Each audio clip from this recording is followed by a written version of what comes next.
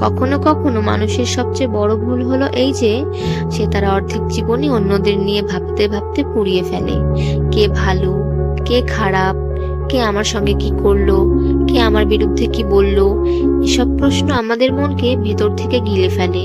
আর মজার বিষয় হচ্ছে, যাদের জন্য আমরা এত ভাবি তারা আমাদের নিয়ে বিন্দু মাত্র ভাবে না।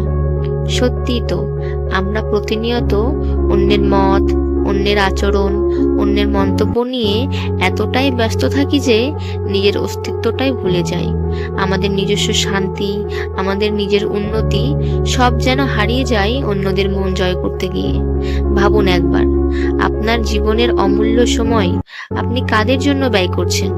যে মানুষগুলো আপনার পেছনে কথা বলে, বিশ্বাসঘাতকতা করে এবং প্রয়োজনে আপনাকে ভুলে যায়, তাদের জন্য?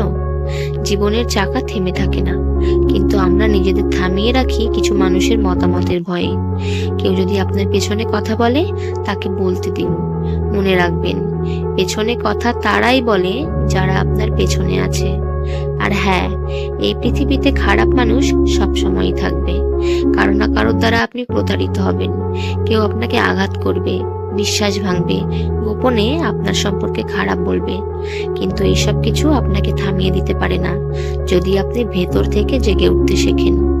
আপনার জীবন, আপনার যাত্রা, এটা অন্য কারোর মত, অপবাদ বা ব্যর্থতা দিয়ে বিচার করা যায় না।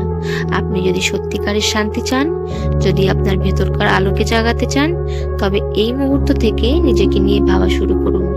নিজেকে ভালোবাসুন, নিজেকে বুঝুন, নিজেকে গড়ে তুলুন। কারণ দিন শেষে কেউ আপনার হয়ে বাঁচবে না।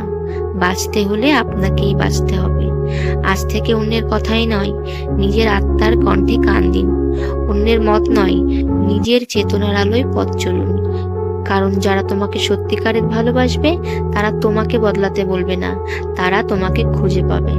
তুমি যদি এই কথাগুলো হৃদয় দিয়ে অনুভব করো, তাহলে ভিডিওটা শেয়ার করো, ফলো এবং লাইক করে পাশে থাকো।